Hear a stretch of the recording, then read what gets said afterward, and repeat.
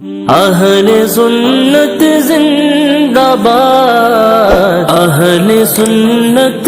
زندہ باد۔ الحمد للہ رب العالمین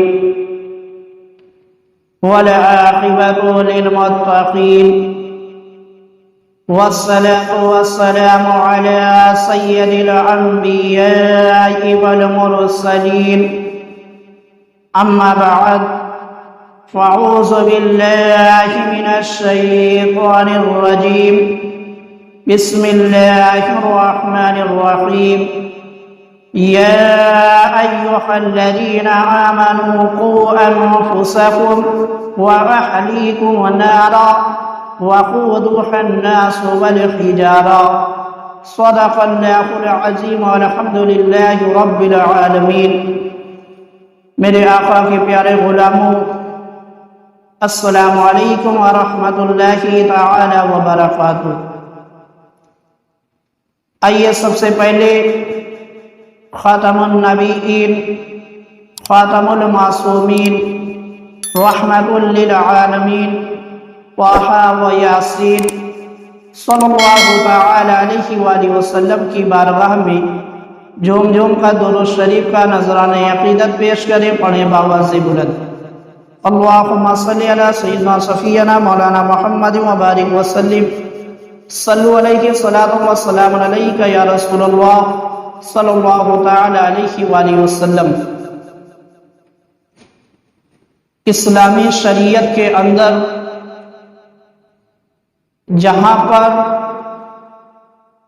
والدین کے حقوق رکھے گئے ہیں، جہاں پر رشتہ داروں کے حقوق رکھے گئے ہیں، جہاں پر پڑوسیوں کے حقوق رکھے گئے ہیں، وہیں پر کچھ حقوق ایسے بھی رکھے گئے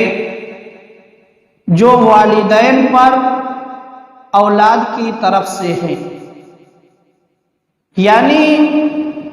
والدین کی کچھ ذمہ داریاں ایسی ہیں اولاد کے حق میں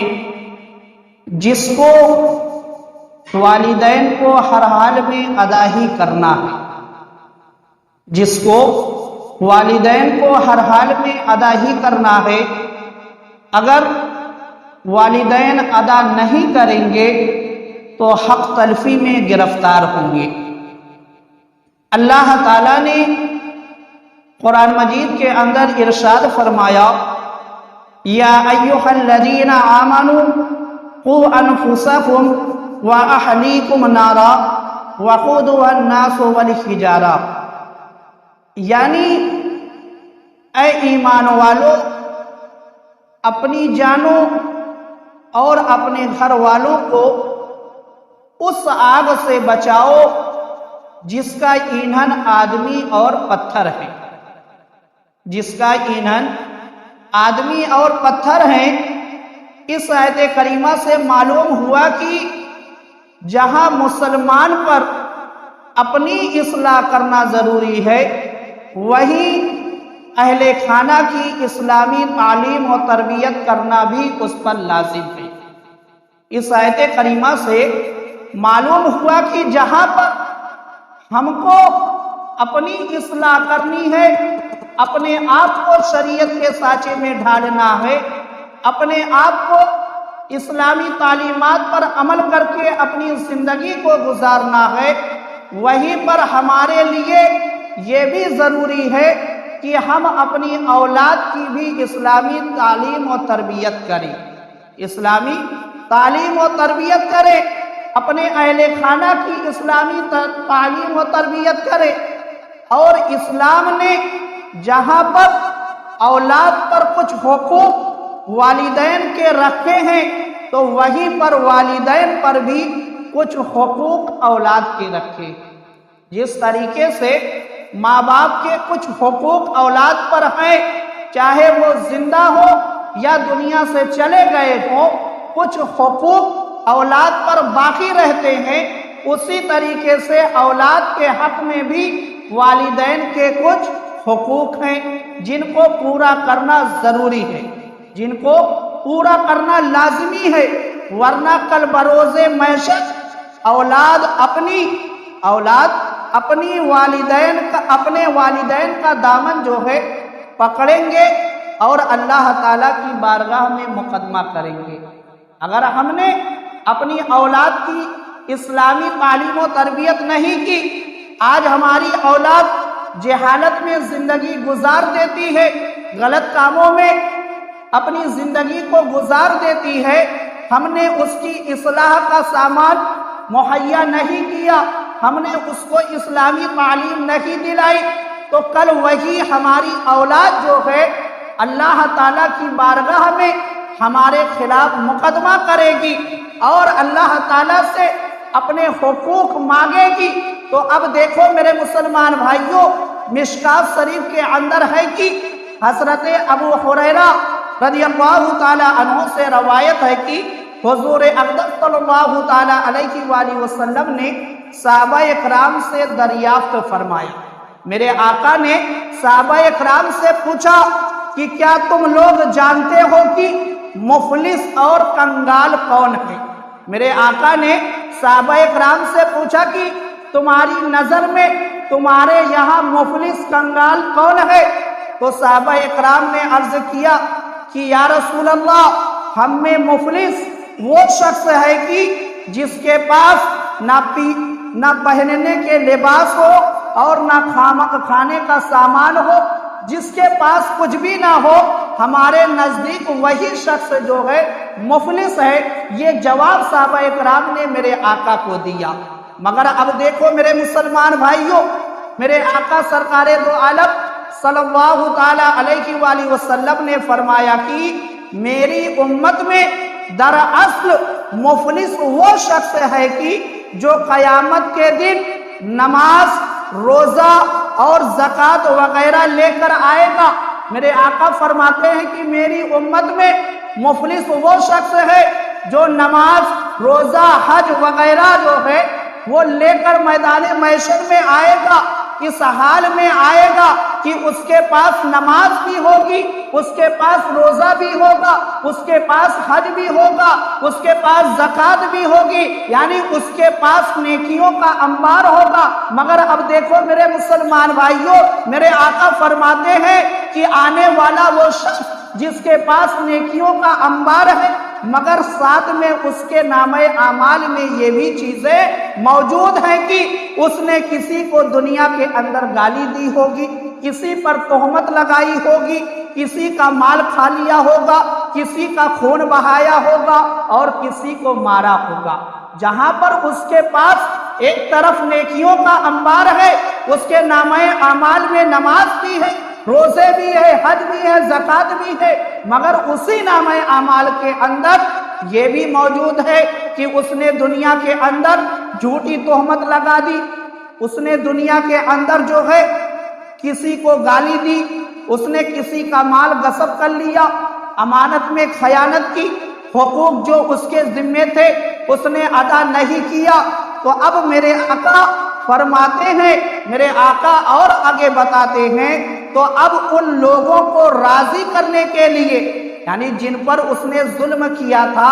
ان لوگوں کو راضی کرنے کے لیے اس شخص کی نیکیاں ان مظلوموں کے درمیان تقسیم کر دی جائے گی۔ یعنی ہم نے دنیا میں اگر کسی پر ظلم کیا ہوگا تو آخرت میں ان کو راضی کرنے کے لیے، میدان محشر میں ان کو راضی کرنے کے لیے اللہ تعالی ہماری نیکیاں جو ہے ان کو دے دے گا، ان مظلوموں کو دے دے گا۔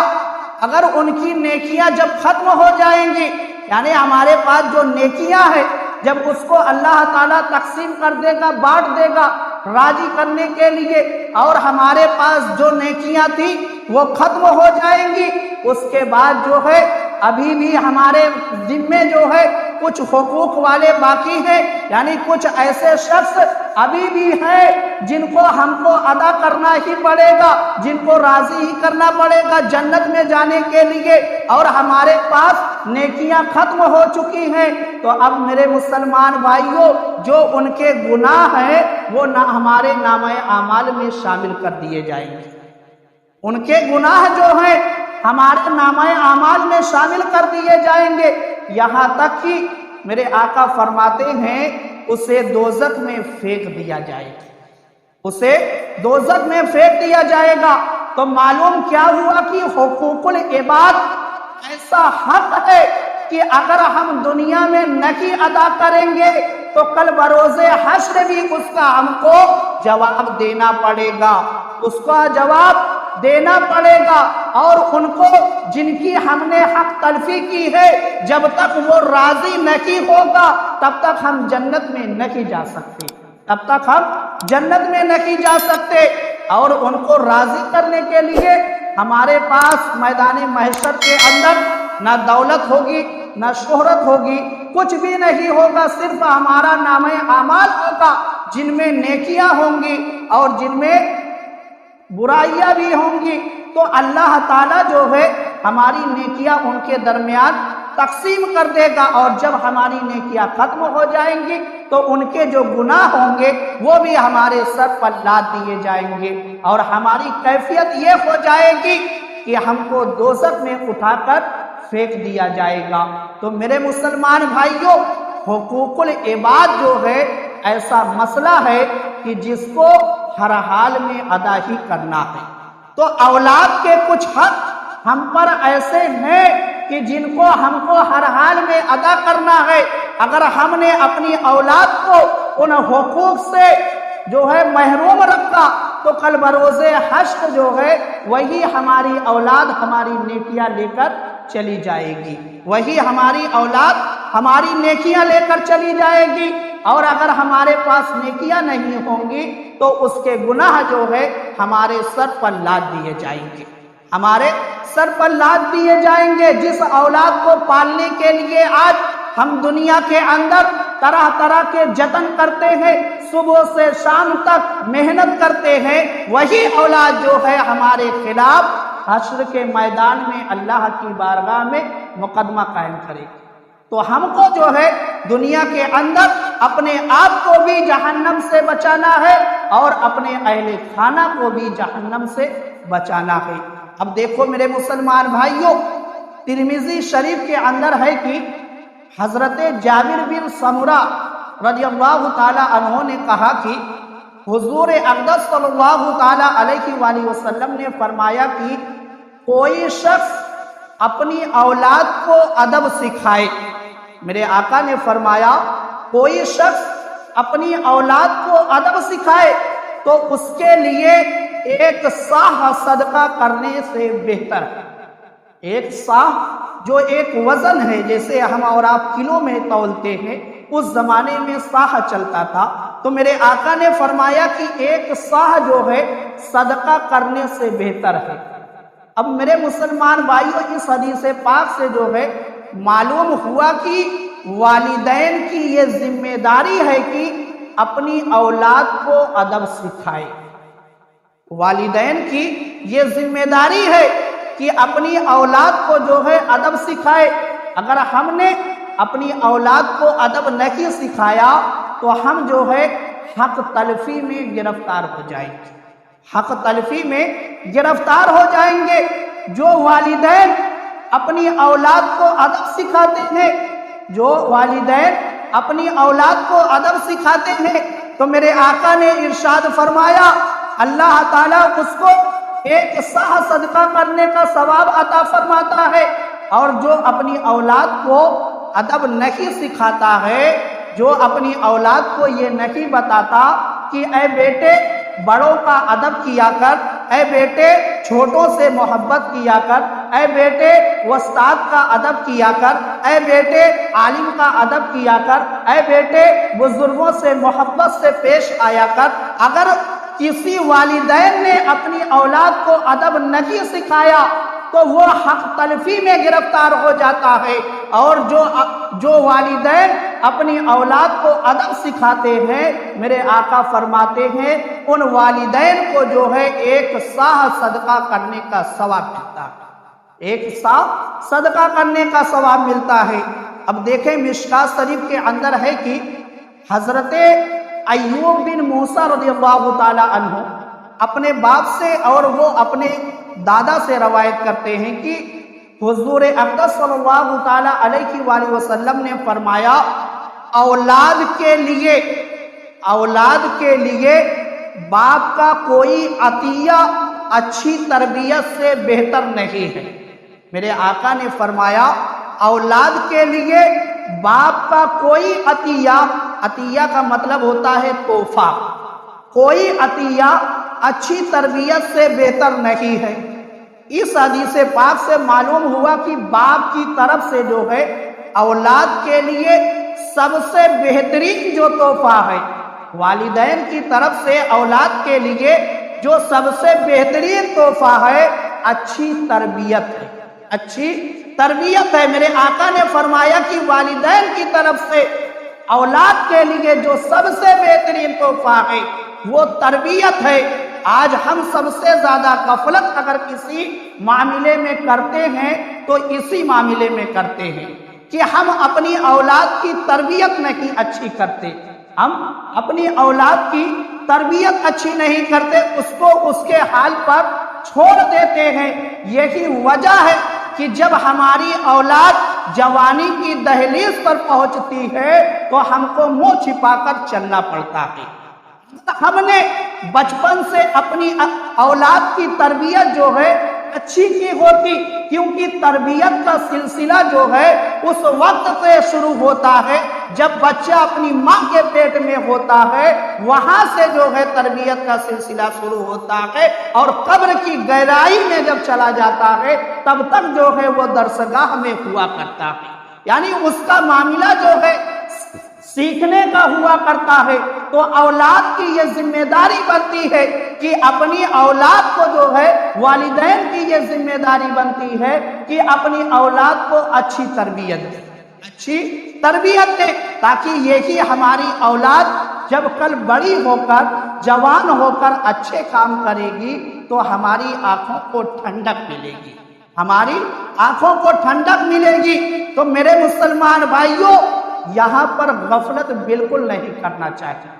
غفلت بالکل نہیں کرنا چاہیے۔ اپنی اولاد کی صبح پر بھی نظر رکھیں، شام پر بھی نظر رکھیں، ہماری اولاد صبح میں کیا کرتی ہے، ہماری اولاد شام میں کیا کرتی ہے، ہماری اولاد دن میں کیا کرتی ہے، ہماری اولاد رات میں کیا کرتی ہے۔ اس کے ہر پل پر جو ہے جب آپ نظر رکھیں گے تب جو ہے اس کے بارے میں آپ جانکاری رکھ پائیں گے، ورنہ آپ اس کی اچھی تربیت ہرگز نہیں کر پائیں گے۔ اگر آپ یہ چاہیں کہ بے خبری کے عالم میں ہم اپنی اولاد کو عالم بنا دیں تو ایسا ہرگز نہیں ہو سکتا۔ اپنی اولاد کو عالم بنانے کے لیے بھی اس کا ذہن بنانا پڑے گا، اس کے دل و دماغ میں جو ہے علم دین کی محبت ڈالنی پڑے گی، تب ہماری اولاد جو ہے کہیں جا کر عالم دین بنے گی، تب کہیں جا کر عالم دین بنے گی۔ اور دیکھیں ایک حدیث پاک ابن ماجہ کے اندر ہے کہ حضرت سراقہ بن مالک سے روایت ہے کہ حضور اقدس صلی اللہ تعالی علیہ وآلہ وسلم نے ارشاد فرمایا، میرے آقا نے ارشاد فرمایا کہ کیا میں تم کو یہ نہ بتاؤں کہ افضل صدقہ کیا ہے؟ میرے آقا نے صحابہ کرام سے کہا کہ اے میرے غلاموں، اے میرے جانثار ساتھیوں، کیا میں تم کو یہ نہ بتاؤں کہ سب سے افضل صدقہ کیا ہے، افضل صدقہ کیا ہے؟ اب میرے آقا نے اور آگے ارشاد فرمایا، اور وہ اپنی اس لڑکی پر صدقہ کرنا ہے۔ بہت ہی اہم حدیث میں آپ کو دے رہا ہوں، اور وہ اپنی اس لڑکی پر صدقہ کرنا ہے جو تمہاری طرف طلاق کے سبب واپس آ گئی یا بیوہ ہونے کے سبب جو ہے واپس آ گئی۔ میرے آقا نے فرمایا کہ وہ صدقہ سب سے افضل ہے کہ جب تمہاری بیٹی کا طلاق ہو جاتا ہے اور اس کا کوئی ذمہ دار نہیں ہوتا ہے، اس کا کوئی ذمہ دار نہیں ہوتا ہے اور تمہارے سوا اس کا کوئی کفیل نہیں ہوتا ہے، کوئی مالک نہیں ہوتا ہے، تو میرے آقا فرماتے ہیں کہ تم جب اپنی اس بیٹی کو اپنے گھر میں لاؤ گے، کھلاؤ گے، پلاؤ گے، اس کے ذمہ دار بنو گے، تو تم سب سے اچھا صدقہ کرنے والے بن جاؤ گے، تم سب سے اچھا صدقہ کرنے والے بن جاؤ گے۔ جب کسی عورت کے شوہر کا انتقال ہو گیا اور وہ عورت ہماری بیٹی ہے، تو اب والدین کی یہ ذمہ داری بنتی ہے کہ وہ اس بیٹی کو اپنے گھر لائے اور ان کی تربیت بھی کرے، کھانے پینے کا انتظام بھی کرے، پہننے اوڑھنے کا بھی اس کا انتظام کرے اور اس کے ذمہ دار بنے۔ تو میرے آقا فرماتے ہیں کہ وہ والدین جو ہے سب سے افضل صدقہ کرنے والے، وہ والدین سب سے افضل صدقہ کرنے والے جو ہے وہ شخص ہے۔ اس حدیث پاک سے معلوم کیا ہوا کہ جس عورت کا طلاق ہو گیا یا اس کے شوہر کا انتقال ہو گیا، جب والدین نے اس کی ذمہ داری کو اٹھا لیا، اس کے کھانے پینے کو انتظام کیا، اس کے کھانے پینے کا انتظام کیا، تو میرے آقا فرماتے ہیں کہ اللہ تعالیٰ ان کو افضل صدقہ عطا فرماتا ہے۔ مگر اب ماحول آپ دیکھیں، ماحول کیا بن چکا ہے گھروں کے اندر ماحول یہ بن چکا ہے کہ جس لڑکی کا طلاق ہو جاتا ہے یا جس بیوی جس عورت کا شوہر انتقال کر جاتا ہے، لوگ اس کو غلط نظروں سے دیکھتے ہیں، لوگ اس کو طعنہ دیتے ہیں، لوگ اس کے بارے میں غلط خیالات رکھتے ہیں، اس پر طرح طرح کے تہمت لگائے جاتے ہیں، یہاں تک کہ باہر والے تو اس پر ظلم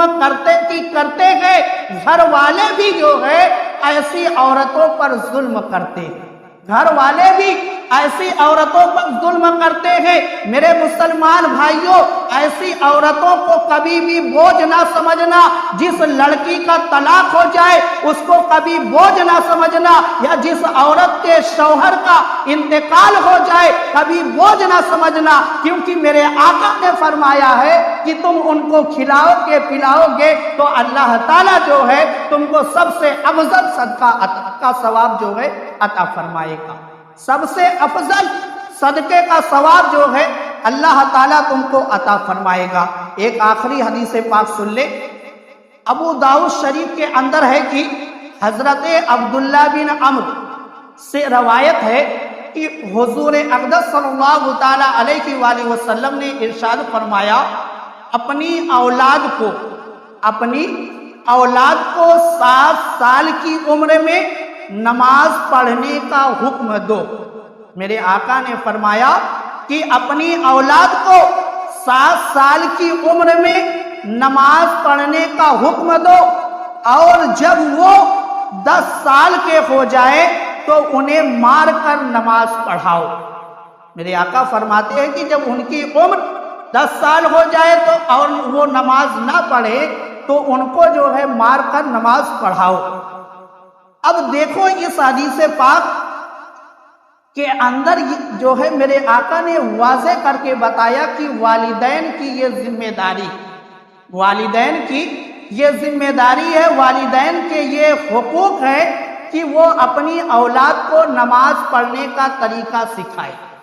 والدین کی یہ ذمہ داری بنتی ہے کہ وہ اپنی اولاد کو جو ہے نماز پڑھنے کا طریقہ سکھائے، اور جب وہ 7 سال کے ہو جائے تو ان کو نماز کے لیے مسجد میں جانے کا حکم دے، یعنی ان کو مسجد میں لائے، اور جب ان کی عمر جو ہے 10 سال ہو جائے اور وہ نماز کی پابندی نہ کرے تو شریعت یہ اجازت دے رہی ہے کہ ان کو مار کر جو ہے نماز کے لیے مسجد میں لایا جائے۔ شریعت نے جہاں پر بچوں کو مارنے سے روکا ہے، شریعت نے اجازت نہیں دی ہے، اور معاملے میں کہ بچوں کو مارا جائے ڈانٹا جائے، بلکہ نماز کے لیے شریعت یہ حکم دے رہی ہے کہ اگر تمہاری اولاد 10 سال کی ہو گئی ہے اور وہ نماز کی پابندی نہیں کرتی تو تم ان کو مار کر جو ہے مسجد میں لے کے آؤ۔ اب کچھ لوگ یہاں پر کہیں گے کہ ہم کس طریقے سے اپنی اولاد کو مسجد میں لائے، ہماری بات ہی نہیں ہماری اولاد قبول کرتی۔ تو میرے مسلمان بھائیوں ذرا سوچو، جب ہمارا بچہ اسکول نہیں جاتا ہے تو ہم اس کو خود لے جا کر پہنچاتے ہیں، ہم خود اس کو مارتے ہیں، اس کو لالچ دیتے ہیں، طرح طرح کے بہانے بنا کر اس کو اسکول کا عادی بناتے ہیں کہ نہیں؟ اسکول کا عادی ہم اس کو بناتے ہیں، اس کو کسی بھی حال میں اسکول تک پہنچاتے ہیں، تو نماز کا عادی ہم کیوں نہیں بنا پائیں گے؟ جب ہم یہی طریقہ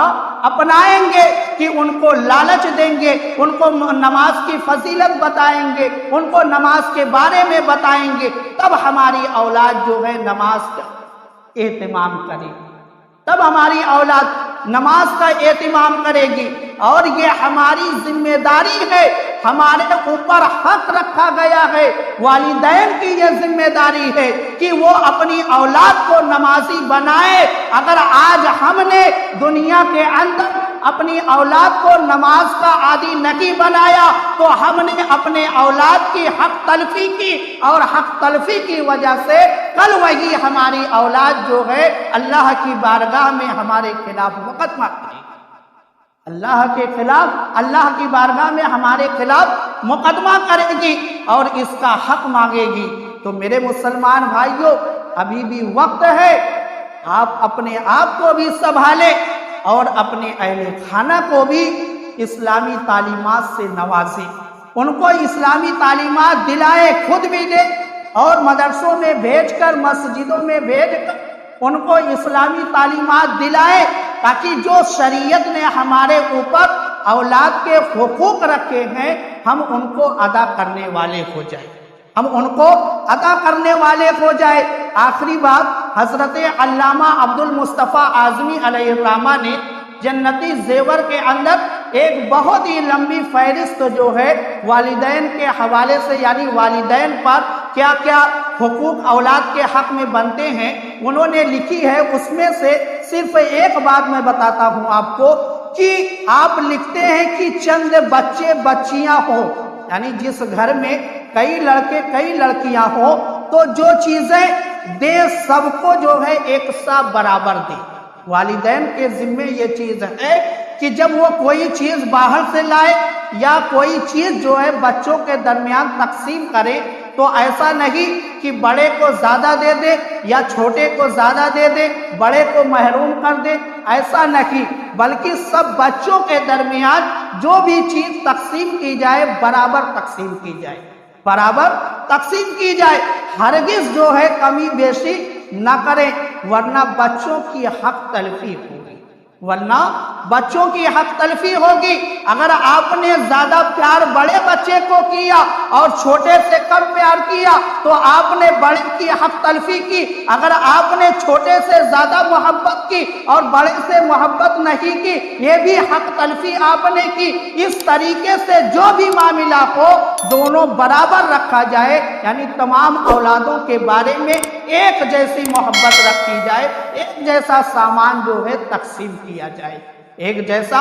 سامان جو ہے تقسیم کیا جائے۔ یہ چند حقوق تھے جو ہمارے اوپر اولاد کی طرف سے رکھے گئے ہیں اور ہم کو جو ہے ادا کرنا ہے، ورنہ جو ہے ہم حق تلفی میں گرفتار ہوں گے۔ اللہ تعالیٰ کی بارگاہ میں دعا ہے کہ مولا تعالیٰ ہم سب کو عمل کرنے کی توفیق عطا فرمائے۔